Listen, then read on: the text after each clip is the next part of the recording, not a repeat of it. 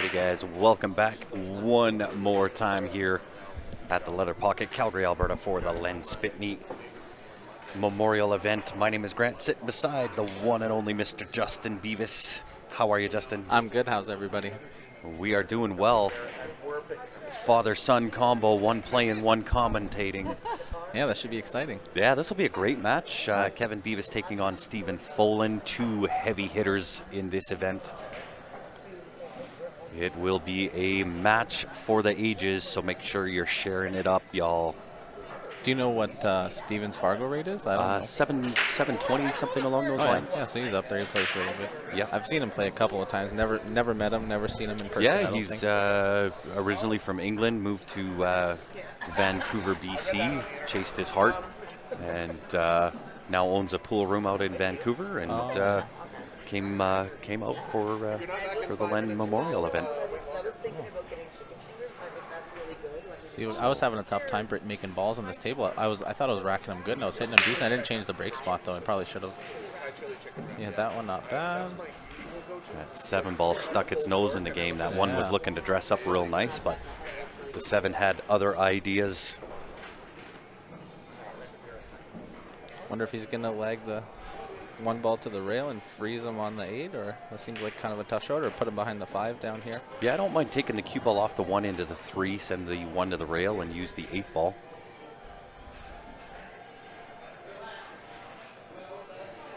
I think that lends itself to a fairly natural safety. And you can kind of snuggle them up nice and tight to that 8 ball. I think so, yeah. I feel like it might be a little touchy. I feel like if you miss it, it's kind of. Oh yeah, it's a sellout if you miss. But even going down table the other way, I think it's, if you don't hook him on the 5, he has a pretty good shot to hook you back. So I agree. An important opening shot.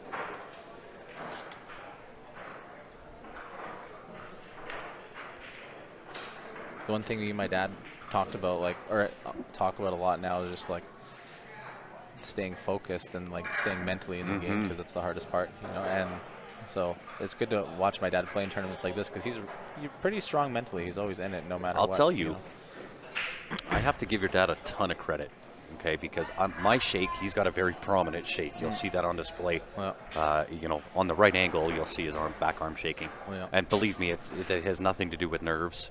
It does. No, it's just not nervous. From nerve damage. Nerve damage, yeah. To his foot, even. It's just weird. Which is odd. It affects your hand. Yeah. So I started mine. Started coming into play kind of 3 or 4 years ago. Mine's nerve damage from my back. Right.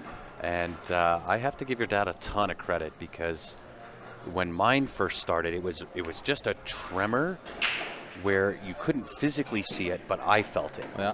Right? And it really affected my pool game, and it affected my mental capacity. Yeah, for sure. And now it's prominent, right? Now it definitely shows itself as a shake for me as well. Yeah. But you know, I did talk to your dad about it, and he just said, just keep playing through it. Yeah. I mean, I guess, you know, there's no other thing you can do. That was a good shot. That was a really good shot. He, you know, the timing, like, I think he pauses, like, when he's really in stroke, he pauses a lot, like, if it's a solid 2 or 3 seconds when he's really in stroke, because I think then he can really feel like, you know, if it's a bad shake, he can kind of reset or anything like that, or he can kind of time it more. I feel like, you know, if you do that half-second pause or, like, 1 second pause with a shake like his, it's really hard to be, like, accurate. I agree. But the difficulty for myself, I was talking to your dad about it, and he says when he actually goes with forward motion, his shake stops. Right. Right, where mine does not. So even in forward motion, my arm is still shaking through forward motion. Right. So it's a little bit different. Yeah. See, and the other thing about my dad too, like, you'll see him baby a ball maybe 1 or 2 out of 90 or 100 shots, because he can't play those touchy, weird finesse shots, because it just doesn't work with the shake. I don't think so. He hits everything super solid, super clean, hit it the same, unless you have no option. You know what I mean? But I mean, that's how you're supposed to play the game anyways. I think you should hit most of the shots like that anyways, you know, so. Yeah, but I give him a ton of credit. He kind of helped my mental side when I was battling, because it takes such a toll on you mentally when you're used to playing. You know, it was just as I was kind of coming and playing well, right? I placed 4th in the Alberta Bar Box Championships, did the same placing in the Stampede bar box, and took out some pretty heavy hitters. And I was playing, pretty decent pool, and that's when the shake started, and it mentally messed me right up. Yeah. Pool's a really messed up game that way. Like the one or two things that change is like really tough. It's just like, if you have really good fundamentals, the game is easy, and then if you have like, if you don't have like really good fundamentals or anything like that, then it makes it hard. It's just like if you have no shake and then all of a sudden you have a shake out of nowhere, it's like it's not like you have to relearn the game, but you have to almost relearn some certain stroke shots and stuff, because they're just not the same anymore. Well, and you have to kind of relearn and re-educate your mental side, which can be just as challenging as kind of changing a foot or your stance or whatever it is you're doing. But I give your dad a lot of credit, and he plays at such a high level still. For with that, I think so for sure. He's definitely got what it takes to play really well. He does. That was a nice shot by Steven there. I was gonna say, hopefully you can miss the 9. As long as you hit it really nice, you should be able to. Yeah. He's looking pretty good here. I'm pretty sure the 6 goes by the 9 on this side, on either side. I was wondering about my wallet.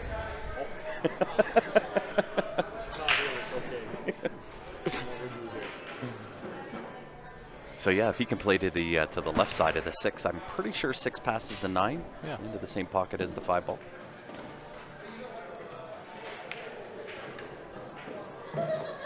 Which now is quite evident and obvious that it does indeed. Yeah. And so really going to be a great match here, guys. If you can help us out, hit that share button. We would very much appreciate it. I'm joined by Justin Beavis, Kevin's son. Just finished his match on the stream table. Came out victorious over Jeff Wanless. That'll work pretty good, I think. I think that will do. Nice little draw off this 7 ball, I think, just to connect with the right side rail back out for the 8.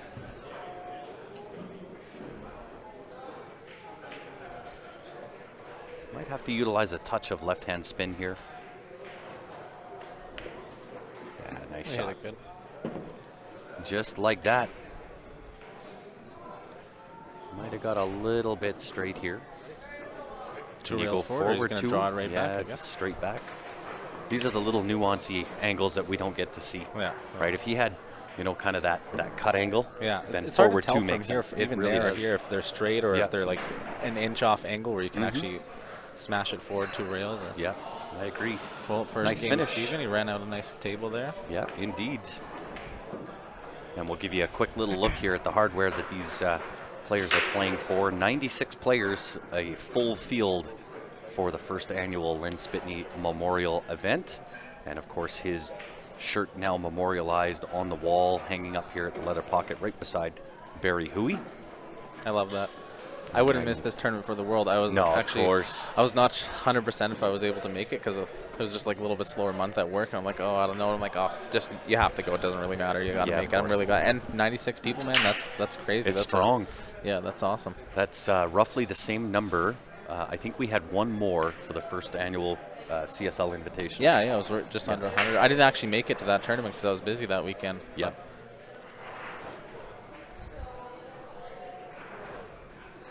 See how he breaks it here. Breaks it good. And he scratches. Well, there's a chance. Pretty nice table. That was like a Stephen Holem break. Yeah, he hit that sounded really like good. A shotgun. Yeah, he hit it good.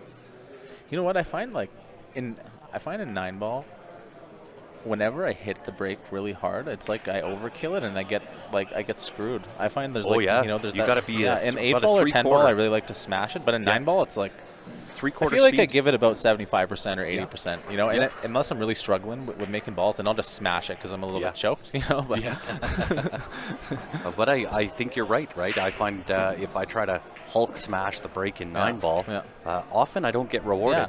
Right? But that 3/4 speed works good usually. Tends to. But I guess it depends on the table too, Yeah. And he almost missed it. He did miss it. I think that was I thought he was the shake there. Draw that back and play it in the side. See, that's exactly what we were talking about. You know, like I know exactly that. Missed it, right? Yeah. And because I know for myself, those shots those nice little light touch shots. Yeah. Those are the most difficult shots to execute when you're dealing with that shake. I was expecting him to draw that back to shoot the 3 in the side, because to me that made a lot more sense, especially for his kind of playing. You know. Yeah. But Steven getting a little bit of love out of the horn on that side pocket.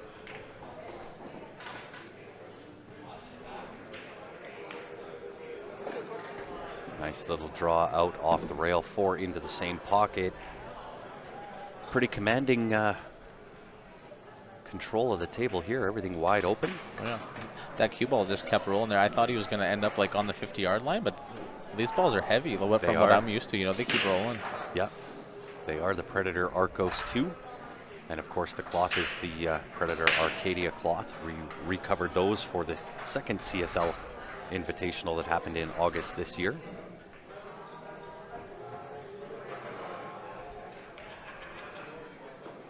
Not sure if the Invitational will happen this year, but we'll see. When was it? When is it? In August. Oh, August. End of August? We try to do it in the first week. Oh, first week of August because it's a long weekend. Yeah, definitely. I'll try to make it to the next one for sure. The last couple of years, I've just been like working every weekend. Tournaments are just like a little bit tough. You've been pretty steady Eddie on the work. Yeah, that's about it. Which is respectable. And I understand it. Yeah, baby coming now, so I better keep working, you know. Young ones, they can get expensive. Yeah. I happen to know because I have 2 of them. Yeah, no, I bet you know all about that. Oh, I know, but believe you me, I know all about it, especially 2 boys. Oh, yeah. Well, I got a boy coming. I don't know if you knew that or not. I didn't know that. Yeah. So hopefully we'll have another pool player in the family coming here. I love it. Well, Steven's in pretty good shape here. He might be stretching just a little bit. No, he's pretty good. Yeah, he's in the taller side of the spectrum, so I think this will be no issue for him here. Look outside pocket. Yeah, he's okay. Yeah, he hit that pretty smooth. Beamer better put a game together here. I thought he would come back with a 1-1 there. It was looking good. I did too. Yeah, I agree. So it could be a runaway, maybe not. I know with Steven's first 2 matches, he won a 7-1 and a 7-0. Yeah. So he's given up 1 in 14, now 1 in 16. I've seen my dad down 5-0, 6-0. Oh yeah. Win 7-5, 7-6. Yeah, too many you can't ever count out your dad. Yeah, there's no doubt. He's got too much experience. Yeah, he's a little bit more mentally tough than me. If I'm down 5-6-0, it's tough on because I'm hard on myself. I always just sit there and think about how many games I gave the other guy. Yeah, no doubt. No doubt. But well, we got to give a little bit of love to those that had a helping hand and sponsored the event here for the Len Sbitney Memorial event. Yeah, and I mean, I can definitely vouch for John Ditto, too. We actually just bought a house and everything, and he helped us through the whole process. He's really good. I've known him forever, too, but he was really good. He was talking to me every hour of every day that I needed him. I talked to a lot of people in the business, too, and by far, best guy that I dealt with, not just because I know him as a pool player. He was really, really good that way, and he answers 8 o'clock at night, 8 in the morning, whatever. Wow. He's always really good. So anybody that's looking to sell or buy their house, for sure, give him a call. Yep. And super good guy. Yeah, super good guy. You know, obviously a member of the Calgary pool community and has been for quite some time. And pretty accomplished pool player in his own right. Player himself, yeah. He knows how to play the game. He sure does. Kind of had a little bit of a step away there for maybe a year or 2. Yeah. But seems to be back in action. Yeah. That's a good nice shot. Gets on the 2. Nice. Steven's playing good. He's looking pretty comfortable with the cue ball speed and everything, table speed and everything. Nothing to do here. Make the 2 to that left side pocket. Just make sure you get enough pace to clear the 7. Give yourself a shot on the 3 from 3 to 4 after this shot. Really, it's pretty wide open. I think the only key really to this game, just make sure you get a good angle on the 5 to get back to the 6. That's it. That's about it. Right, there's a little bit of back and forth, right? 5 is on the lower side, 6 on the top, then back down for the 7, back up for the 8. So in this particular rack, there's a little bit of movement from the top of the table to the bottom of the table. But see, these are the ones I was struggling with against Jeff, just because I was struggling with the table speed, and when I was going back and forth and across, I was like not even close to where I wanted to be. Yeah, a lot of those times. And he's pretty good. Now think it's just I like to maybe play it right to where just to where the cue ball is now, maybe more towards us, like another couple inches, so you can just draw it down to the 6. And I agree. I think that's the key shot. Doesn't want it to be straight. See, I think he got pretty straight on this. There, but I mean, even if he draws it into the 8 ball, if that's the angle that he has, it's still okay. Yeah, I agree. But these are the ones where it's tough to tell if he's going to draw it to the left or to the right, because you can't really see it on the angle. Yeah, those are those finicky little angles that we don't get to be privy to from our perspective. I feel like he's going to come right between the 6 and 8. Yeah. Yeah. A little bit weak, so he's a little short of pace here. Yeah.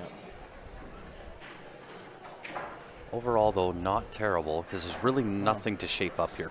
Yeah, I think just make the 6 and end up from half table, anywhere from half table back up top, and you're fine. If you don't like the cut, I was even thinking you could probably. It's pretty not bad to put him right on the 8 ball there. And I think this 6 would be behind the 7-9, but if you're comfortable on the that's what he's gonna do. But little outside. Well, this is Beamer's chance here. I agree. See, these are that was kind of the tough part of that shot is you have to get the cue ball snuggled to the 8 ball. Yeah.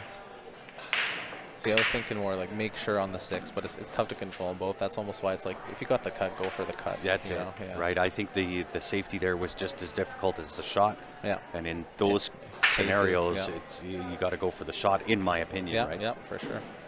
And he left himself tough here. So he's going to be playing 4-rail shape to the 8, I think. Might be able to hold that too, maybe.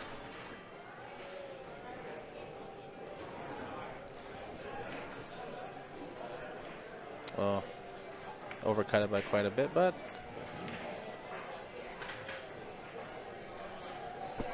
not the easiest in the world.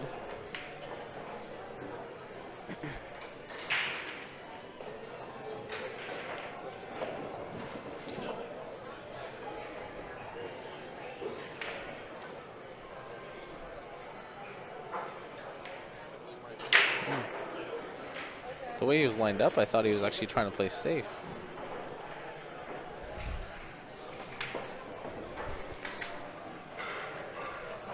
I think he should be able to cut in this 7 ball. It's a bit steep angle, but I think he should be able to cut that in. Yeah, it is a little steep. And then it's really the position on the 8 ball and trying to avoid the 9 ball. Yeah.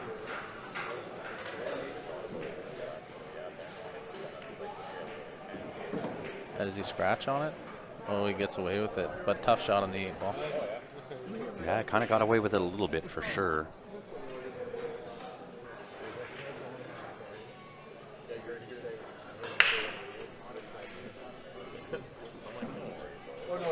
I like his chances to make the bank and get shape.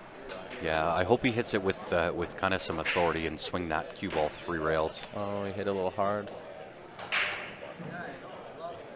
I think he got the pace of that right. Yeah, no, he did, yeah. He kind of left the same shot here for Steven with the back Steep, cut on the... but I think cuttable. Hey? Steep cut, but I think it's cuttable on the side. Yeah, I agree.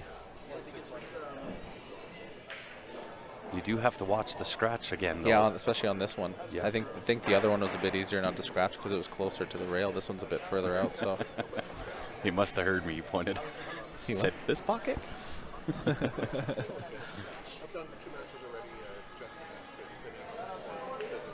Does my voice really carry that far? Did you hear me at all? No, I didn't really hear you. Interesting. No.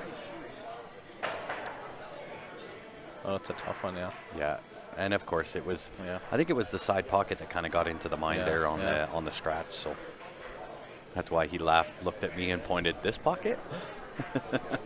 You would think, like, there's so many people talking in here. It's so loud, you wouldn't think they'd be able to hear us at all. Yeah, I didn't think he heard me. Nice inside juice there. Maybe a touch hard, but this won't pose any issue here for that'll Kevin. make him feel a little better. Nice. Yeah, get himself onto the board. It's tough, like, you know, when you're in the start of a match, if you only hit, like, you know, like, even if you're leading, if you only hit a couple of shots or something, and they're, you know, pretty easy shots where you're not doing much with it or something, and then you leave yourself one of those shots where you got to stroke it. I mean, you're not that comfortable, right? No, like, you really got to That's why, especially like early in the match, I like to try to just like leave myself the stroke shots, man, because you know you can make them, and that's when you just kind of get yourself a little bit looser. And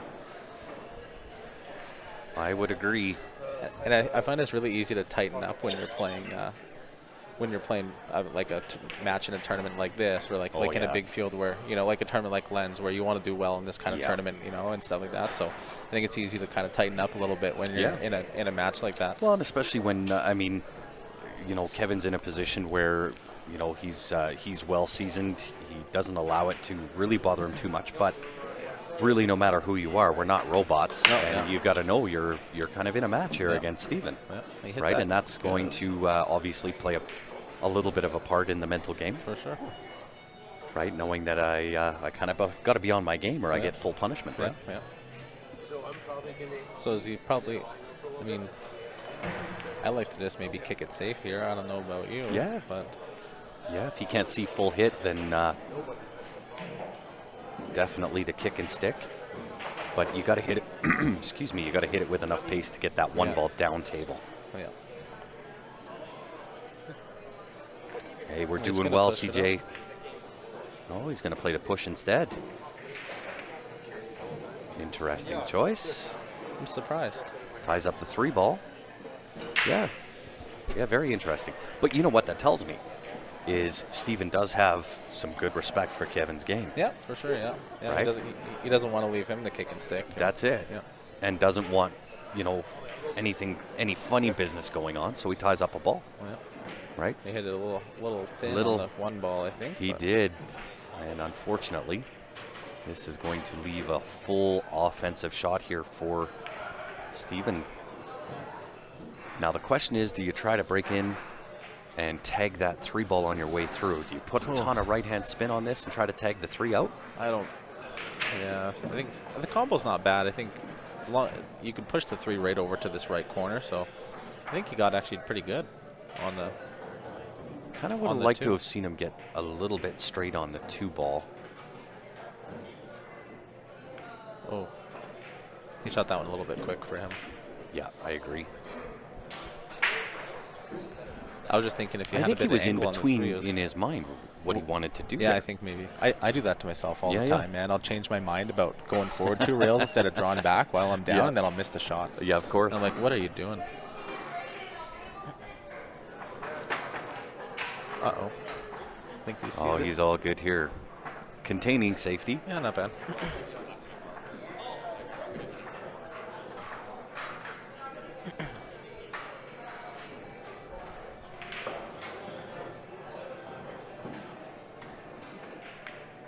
Does he make the bank? Oh, yes. Yeah, that's to the close. heart. Almost. Oh, wow. How did that stay out? Just hit the horn, like the inside horn, just. Wow. Yeah.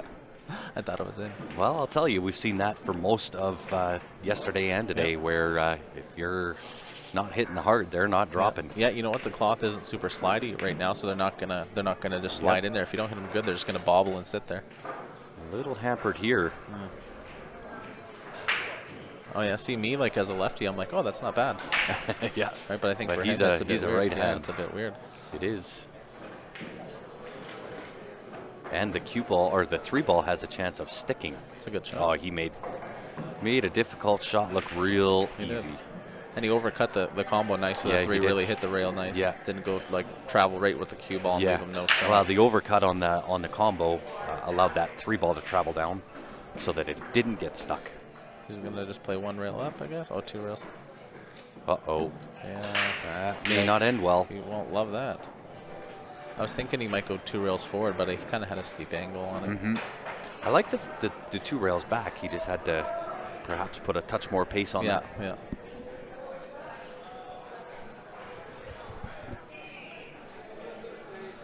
Can he see the edge of it? No, he's just kicking at it on the side, I think. I think so. Maybe a right-hand spin. Oh, he missed it totally. Almost gets it both ways. On the way back and on the way through again. Yeah. I think he shot that a little fast too. I'm shocked that he didn't hit that. Yeah, you don't often see an I would open bet table on my miss. dad 100 times out of 100 to make a bank or make a kick shot. Yeah. With anybody for money, I'd bet on him 100 times out of 100. Doesn't matter what it is. Yeah. I would agree. So your dad plays at a really decent level. So we haven't seen that come through yet. But again, right, with his seasoning, even being down, if Steven takes this at a 3-1 deficit, you cannot count him out. Oh, no. The man don't quit.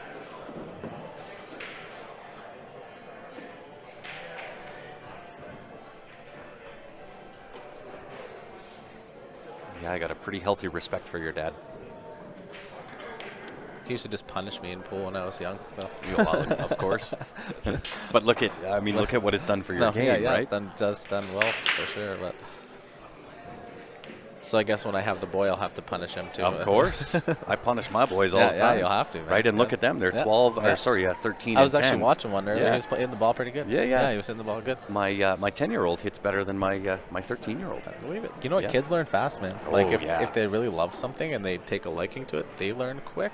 They hate when Steph and I come to the pool hall and don't bring them. No doubt, I bet. Yeah, I bet. And I mean, they come in here and they get, little tips and tricks from everybody. Yeah.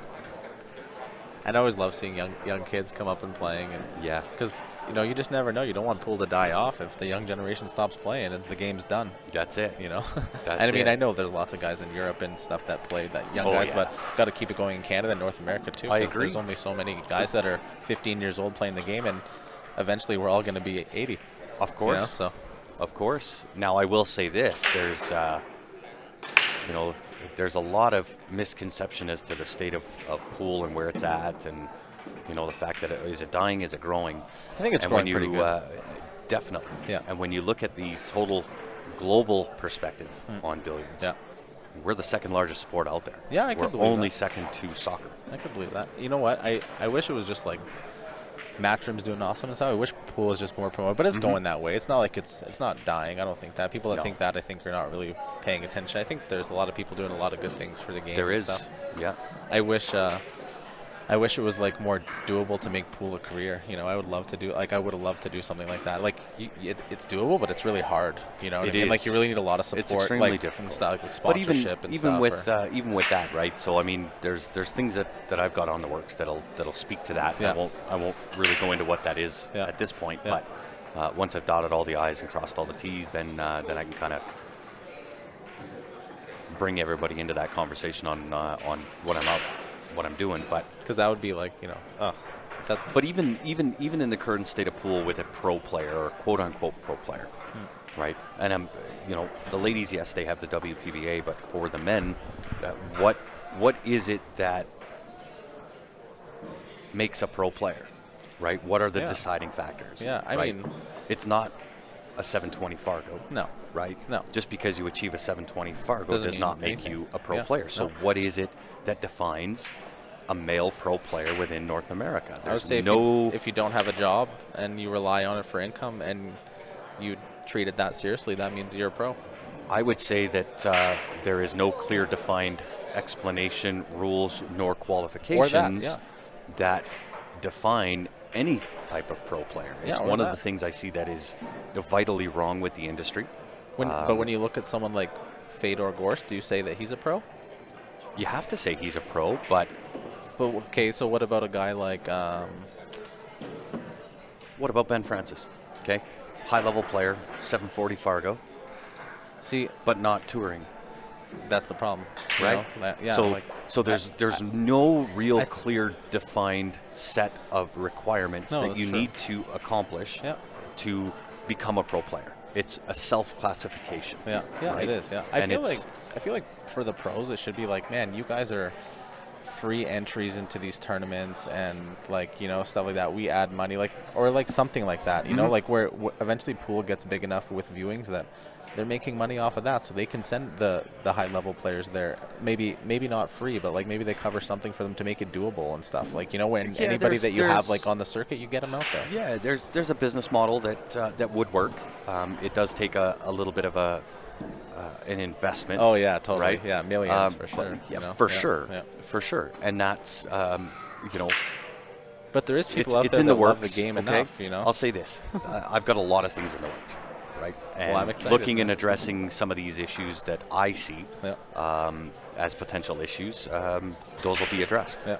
But I look at it in kind of a holistic manner for both men's and ladies, and I look at it on a global scale, where I don't just look at what's best for North America players, what's best for Canadian players, what's best for the industry. Period. Yeah, for sure. Yeah. Right, and so there's lots of things that are happening, lots of things that are in the works, but again, he hit that really good. He hit that perfect. He used the 9 ball to help slow this cue ball. He's got the speed of the table down pretty good. Yeah, he does. Well, I mean, he owns a pool room with diamond 9s in it, so he plays on. Now what gets him is the speed of the cloth. Yeah. Right, because it is Predator Arcadia cloth. We recovered those back in August. And it's playing and you know what else right I now. think about, like the pro players is, like, if you had like, hey, you take the top 128 pros on the tour or something, and they have X salary based off of what they finished last year for ranking and stuff like that, then if you give the players this salary, they have other commitments like, hey, we'll travel here and promote the game for young people and keep things growing. That's how you keep the game evolving, right? I agree. You give the best players a salary to play the game so they can travel to tournaments and play, and they can promote the game. Of course. And then but there's the players a set like of Fedor get a higher salary than the players like Mike but it's Duchesne. got to be those same guys that understand that there are requirements that they have to maintain. But on top of that, for new players coming in, what do they have to accomplish to get to that level? To get to the level that you're at, right? So, I mean, there's a lot of things that have to happen. There's a lot of look outside pocket. Wow. David says Matchroom is making a difference. Oh, definitely. I'll say this. I have. Oh, it skidded, and he still made it. A little bit. I have perhaps an understanding, I guess, that's maybe different than the popular opinion. And I'm not saying that Matchroom doesn't have a place. I'm not saying they're not doing great things. They are, period. But I look at the business model that they have, and they are a promotion company. Therefore, they must make money putting on events and selling it. And to do a pay-per-view model, in my opinion, on a pro level is not the correct way. Yeah, it's not going to grow the game. It's not. No. The only people buying the pay-per-view are going to be pool players. Yeah. And we need to get it outside of pool players and into the hands of those outside of the game. I agree. And then I look at, they sell seats, again, to pool players, and they take that money and they reward the top 1% of 1% without there really being any kind of growth model attached to that. Yeah, that's true. Now, that business model does function and work well. They put on phenomenal events. They do a really, really great job at putting on an event. But it's only going to be so good. That's right. It can only attract and maintain pool where it's at. There's no real growth model attached to it. Yeah, I agree. Right? So there is a fundamental flaw there. Yeah. On the flip side to that, you can look at Predator. Not quite as accomplished as far as putting on the production as of yet. I think they'll get there. But when you look at the business model in contrast to Matchroom, I think their structure within their business model is the correct model. They give away the stream. You can always tune in for free. Yeah. That makes it available for anybody to tune in. Yeah. And they have a good mix of pros playing with amateur players. Yeah, I agree. With now classed as league players. And I like that that model. shot There's a good growth intention behind it. Yeah. Right? Yeah. So I do like that business model. Now, again, I don't want to take anything away from Matchroom. I think they put on a great show. They do a lot of good for the sport. I just don't see the growth element. No, I feel like you're right. I feel like they support what they already have and stuff like that, really well, and they put on great events and everything like that, but they don't really have a lot of room to say, hey, let's bring in like 20 to 50 players a year and get them touring, and let's make this a massive thing where we have 1,000 or 2,000 people traveling and touring tournaments where we can have first place prizes of 50 to 100,000 US. Yeah. Because then, but again, right? Because then, you can travel and you can play and you can win a few tournaments a year and you can still live, right? Like, the only guys making money is Fedor and Shane and like it's a very select, the top 5 guys, and that's it, man. The rest are broke. Yeah. Well, and so in order for all of that to be accomplished, right? And the number one thing is, we need outside sponsors.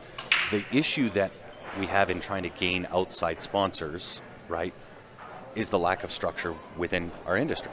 Yeah. Right? And until that gets fixed, there is not going to be outside investors. They might come in and splash a little money here and there, but nobody is ever going to take it seriously because there's no structure to this industry. Yeah, and also too, like, you know, like I won't say no. The attitudes of a lot of people have to change too with the game of pool too, right? Because like you know, the high level pros, like, you know, most of them have pretty good attitudes and stuff like that, of course. But like when you have like the high level amateurs, low level pro players, a lot of them have really poor attitudes when it comes to winning and losing, you know. And so like, how do you grow the game when you have you know, 20 to 35% of your good level players don't have the best attitude? It's tough to say, hey, let's dump a bunch of money into this, and you know. Ooh. 1-9 combo coming up here, folks. Yeah. So David says on Facebook, I'm the odd one out as I don't play at all, but watch as much as I can, which I'll tell you, David, we love it. I love the fact that you're from Scotland and, you know, you tune in. You're always on with us here at Q Sports Live, and I appreciate that. And then another comment here on YouTube. The sport needs more big name sponsors in there of more money to become a proper professional sport. Possibly then having a development tour that feeds into our main tour as well. And again, right, my comment back to that is in order for that to happen, there has to be structure within the industry, ongoing, and it has to be mapped out. This is how you start. You're classed as the junior player, or then into the what I'll class as the amateur ranks, and you go up through the league, and then there's a gap right now between top of amateur and bottom of a pro player. There's a little bit of a gap there, so that needs to be filled. Exactly. And then you get into the qualifications of how you become a pro player, and until that gets kind of laid out and properly structured, there's not a big company out there that's going to want to put money into it because of the lack of structure. And then, of course, the broadcasting comes into play, and there's so many different parts to it that kind of have to be touched on and brushed up. But those are all things that are in the works. Matchroom Open events are more than just elite players, as in the UK and US Opens. I agree, but it does cater to, again, your higher end players, right? He's having a trouble getting some stuff going this match here. Hopefully he can hit a good safe here, get him locked on the 7. Yeah. Maybe get the 1 just behind the 9 if he's lucky. Thank you.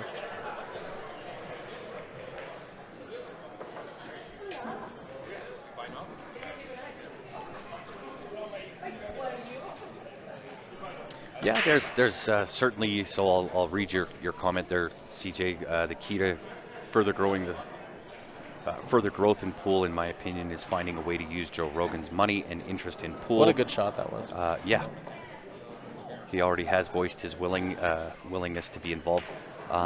Didn't get rewarded with that at all. He hit the bank so good. And 50-yard line himself again. Yeah. And once again, I'll kind of allude to the fact that there are things in the works. I won't say what it is. I won't say how we're doing it, but things are happening. Things are being worked on. I don't know if he could power top this and get him behind the 6. I think he's a bit too stretched out to do that shot. I think so too, and I think it brings into the potential of scratching into that bottom left-hand corner if you don't quite get it right. Maybe he's gonna hook him, try to get him behind the 6 and hook him on the 7 with the 2. Was he really? Oh, looks like he's playing the top shot. I feel like he can get there. I don't know if I would play it with the rest, but my dad, I feel like he would. The rest is not something I would be doing. Yeah, I mean, I can make shots with it, but I can't draw back and be accurate or.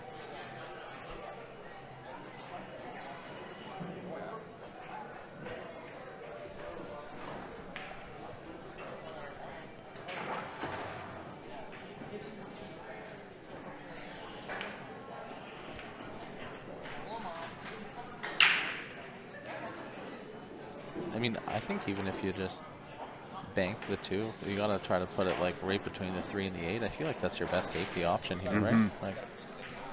I agree. And Jim, you're on track. I feel like cutting it in is a tough idea.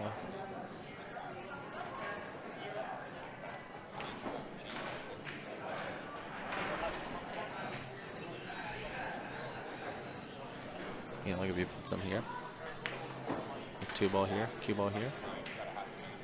You know, but it's tough. Yeah, it's because of it's so close to your 2 ball. You're a little bit close to the work to really, it's hard to you know, kind of be ultimately effective. Yeah. Right, touchy shot no matter what way he tries to go about he this. thinks he can cut this in and go 2 rails and come up. Oh no! Oh, look at this shot. How well did he hit it? It's a nice shot. It is. Leaves a fairly, you know, simplistic 1 rail kick off the right side rail for Steven. Steven. Doing the SVB Junior Open and the Jason Shaw Junior Open is a great idea. Yeah, all of those again, right? All contributing factors to, you know, keeping the sport alive at this point. But the biggest factor, at least in my understanding of business, is the structure. The structure's got to be there. Without that, nothing else that we do is going to have any kind of a long-lasting effect.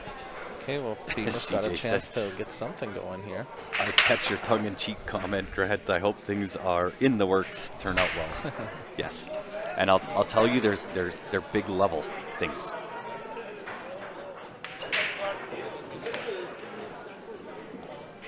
I think he looks pretty good here. Just make sure you get decently close to the 6. Make it nice and easy shape on the 7.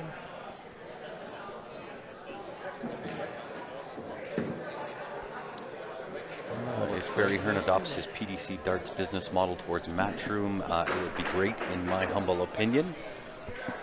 How are you, dear? Thank you. It's a good shot.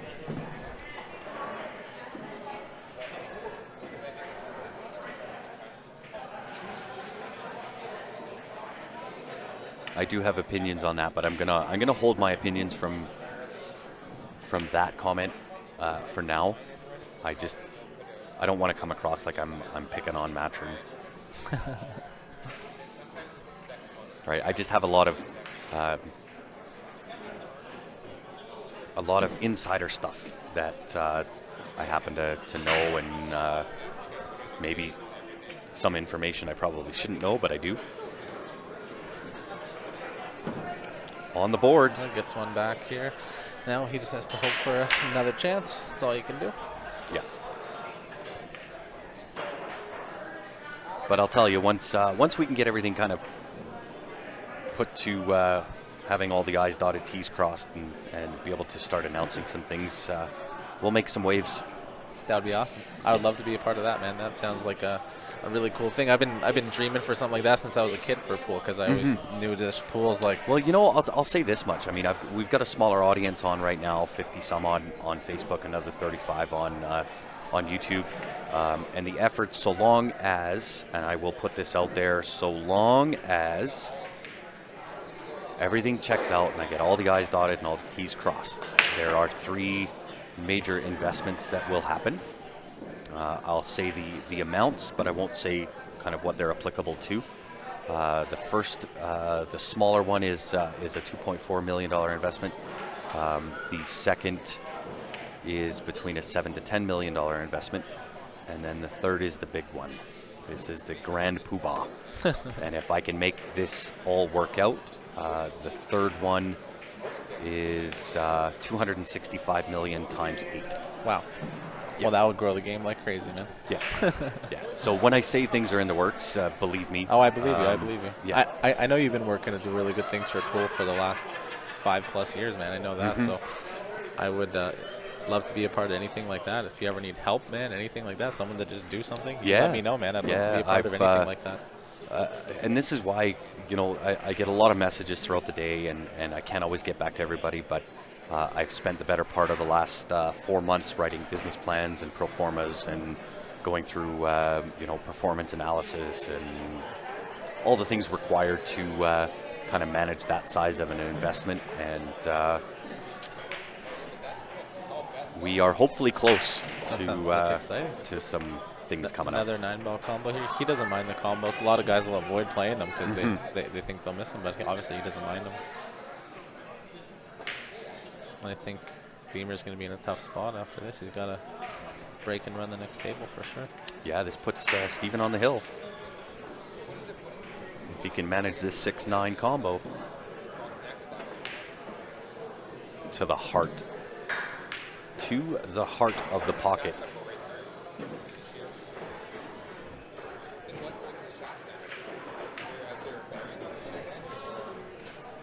Nice. Keep the money out of the hands of the WPA, and it has a shot.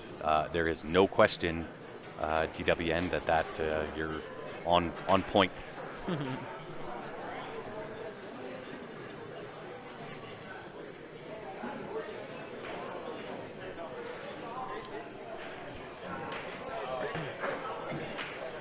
But again, this is all stuff that takes, you know, a few years to kind of get through. Yeah, nothing massive happens overnight or even in a year or two. Like, you know, it takes time.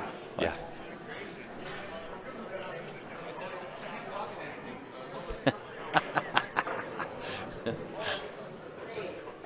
Well, CJ, your secret is safe with me because the cash is coming from a different source. And I can say, I'll say this, it's a single source.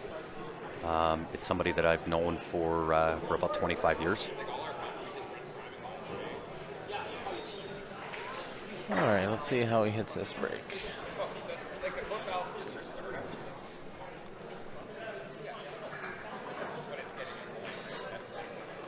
He hasn't been left too many good chances after the break here, so another almost flirtatious. Hey, there we go. Oh, there's a ball and dressed up on the one. And a very nice table.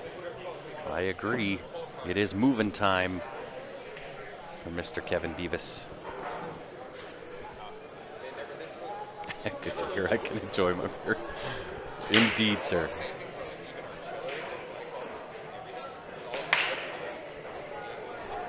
I think he's in pretty good here. Just getting on the 5, good to get to the 6s. Oh, I don't know what happened there. Overstroked that one for sure. Came up live off that rail. So does he get aggressive, do you think?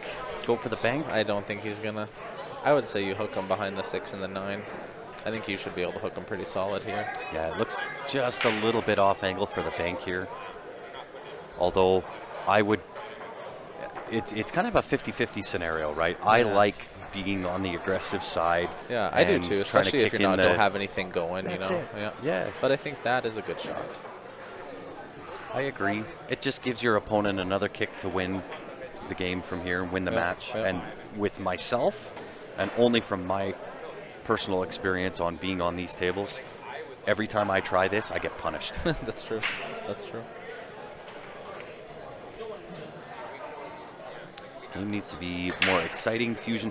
That's Brent. I think in terms of production, that's all the difference is. I think when you watch high-level pool, it's pretty exciting, man. It is, but I think there's a proper way of doing it. It could be boring at times. But it can be, but I think so. A couple of things with that, right? Commentary is certainly one of those things, and I'll challenge anybody to look at any of the top 5 sports: football, baseball, basketball, hockey, soccer. When you're watching those, turn the commentary off. Oh, it's boring as hell. Yeah, it's like watching paint dry. No, you're right. Right. Yeah. So commentary does come into play now. Also, the production quality comes into play. Yeah. Right. So with the arena like that Predator has in broadcasting and showing that it can be a quality broadcast, right, where we're not having lighting issues and so on and so forth. Yeah. You know, that's one piece to the puzzle. Yeah. But yeah, I mean, I'm not going to go into too much detail, but those are a couple of the areas that we looked at. And right. He's in a little bit tough here. I wonder if he can shoot the 4 on the side, draw back into the rail. If he can, he should be pretty okay. I think he can draw back into the rail. Yeah, and avoid that side pocket. Touchy shot. And especially to shape up the 5, right? You don't want to get kind of snap behind the 7, nor do you want to get impeded by the 6-9. No. But definitely a touchy little shot. Draw it right to where his chalk is. Well, can you go 2 rails, right? Put that into the side, go off the left rail after the side pocket off the end rail and back up, just like this. Not a bad shot. Yeah, a little bit short of pace, but not terrible. Not bad. Yeah, I think he's try to hold it for the side pocket. Yeah. I would probably cut it in, maybe play 2 rails for the 6 on the side. Yeah. I mean, even if you get bad shape, it's a pretty big pocket for the corner off the 8. Awesome. Thanks, Dan. I appreciate that.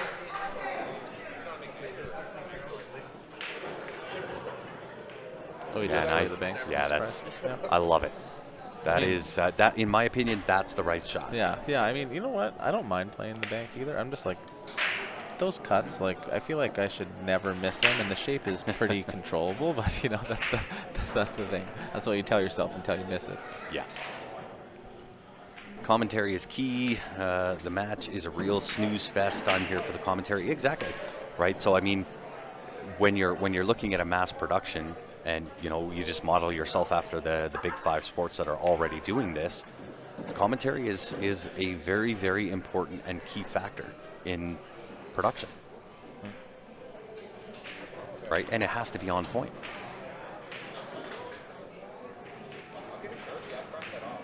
And the other thing, too, I mean, you know, people kind of find it boring, I guess, when they're watching a stream. They think that they should just run out all the time, or like, you know, they don't see those funny angles, and they're really good from behind their phone and stuff like that, you know. But when they're playing the tournament, they're missing all the same shots, yes, of course, right? Of course. So. You're always going to get those you know, keyboard warriors and the likes, you know. But again, right, I don't think that pool needs to get to the point of where snooker is, where we're dressed up in our Sunday best, and you know, that to me isn't the identity of what pool is. No. And I'd hate to see it get to that point. No. And you know what? I like seeing all the funky things, like, you know, when the shots that you should never miss. It makes the matches exciting a lot of times, you know? And then other people have the opinion where they're like, they think it's boring just to watch people run out over and over and over again. It's like, maybe they don't realize how much skill that actually takes. Well, right? So I'll say this too, right? And I don't want to really kind of give away too much as to what my thoughts are, but you know, when we look at the sport of billiards on a global scale, the number one game that identifies, or that people can identify with the most, is 8-ball, right? Yeah. And so when I look at what Matchroom is doing with 9-ball and Predator's doing with 10-ball, I think you're placating to kind of a limited audience, right? Because not everybody understands the rule sets and the mindset and all the intricacies of both games, where I think 8-ball, most people, even if you don't play pool necessarily in a league, right? I go out with my buddy every weekend. We go to the bar and we get a couple of, right? Concept. Everybody understands the concept of 8-ball, and they've all played at some point. Most of the population of the planet has played a game of 8-ball, and so it's easily identifiable. Yeah. Right. See, to me, like, to be honest, watching really high level 8-ball is fun. But watching anything but really high-level 8-ball a lot of times is really boring. Yes. For me, because to be honest, like, I don't think you have to be that good at the game to play 8-ball. You just have to be mentally smart enough to pick it apart, but you don't have to have a good stroke. You don't have to hit the ball very good. Like, well, so you again, know what right? I mean? Like, maybe 2 out of 8 shots in 8-ball, you have to hit the ball good. Sure. You just have to have a good brain. Yes. That's all you need, right? Yeah. So, like, I mean, to me, 8-ball's kind of boring. Yeah. Right? But see, and other guys, they think 9-ball's can boring, identify right? that, right? Yeah. So and the reason that I bring this up, right, is somebody mentioned poker earlier in one of the comments, and it has to be modeled after poker. And in that sense, I agree. Where when you look at when they first started with the poker tours, what was the first game that they broadcast? Just No Limit Hold'em. Right? Yeah. It's the number one game of poker that people play, and then you can bring in pot limit. Yeah. You can bring in all the other games. Right. Yeah. Right. So you got to make when it like something familiar for people, so they can say, "Hey, this is cool." Exactly. Right? Yeah. So I agree. if we're talking about this on a global scale, I want to placate to the highest audience that I can, and that's going to be 8-ball. Yeah. Then I can introduce 9-ball. Yeah. Then I can introduce 10-ball. Yeah. Then I can introduce straight pool, I think one that's not a pocket, bad all idea. the other games, right? I think that's not a bad idea for sure. You know, you've got to be able to hit the ground running with the game that most people can identify with. No, that's true. That's going to be 8-ball. Yeah.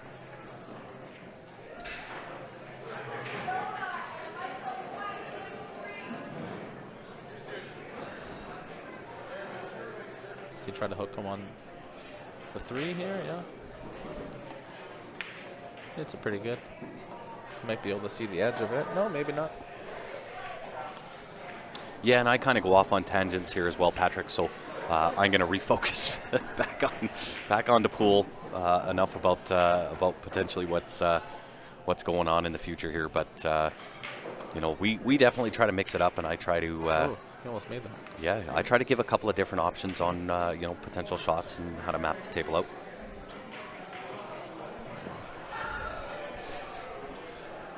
This one, I feel like you just gotta kind of leg, almost long bank that 1 ball, but try to play 2 rails in behind the 4. That's a tough shot, jacked up over the 5. got to hit it pretty firm.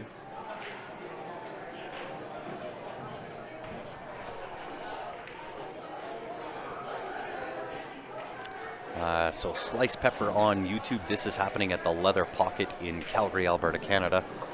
It is the first annual Len Sbitney Memorial event. He might have made that bank. Oh, that's in the really heart. Good. The gentleman's what a good shot.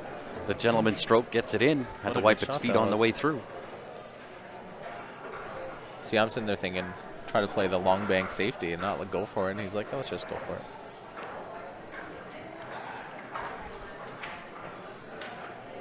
See, tricky thing here is you kind of got to draw the cue ball to the side rail. You don't want to hook yourself with those cluster of 3 balls down there. Now what happens with the 2, you don't know, right? Yep.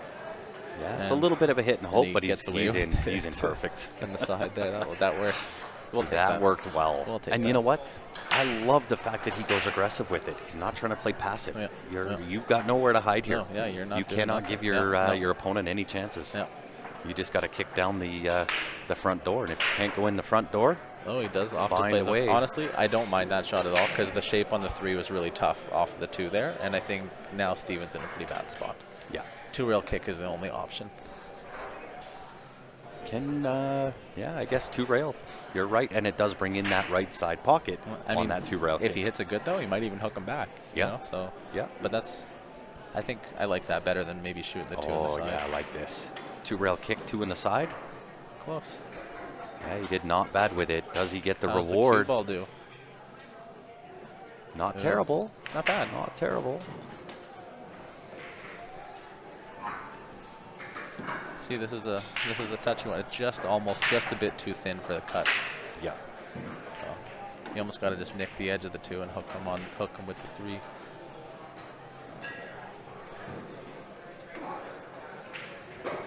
And then he sold it out. Yeah. That I don't think is going to work. And we certainly didn't get to see the best of Kevin in this match, at least thus far. Just a little thick on the 2 there. Mm-hmm. But again, I don't know how much your dad's been playing. I haven't seen him around too terribly. No, he plays about as much as I do, once a week. Yeah. You know. But you know what? I bet you guys like Steven play 5-6 days a week. Oh, of course. And my dad can still hang with those guys, and he only plays 1 day a week. Most guys, if they don't play 3, 4, 5 days a week, they can't really hang. You know. I agree. He didn't hang. But I mean, you look at the game 2, game 3. Right, where Steven got the better of the rubs and the rolls, right? Yeah. That's the difference maker. That's what we're seeing. Yeah. But yeah, there's not too many guys that can play once a week or a few times a month and still run out tables. My dad's one of the only guys that I know that can do that. Yeah, which is tough. Super tough. Right, I know the feeling. I have not played a whole lot. I've been a tad busy. So Steven's been pretty good here. Only thing my dad can really hope for is a bad rub off the 7 when he makes that 4 ball. Yeah, forward 2. That's about all he can hope for. Oh, he's going forward 5. Oh, he's well overhit it. You know he shot the window. Works out pretty good, I guess. Or fly all the way here, whatever. Probably not.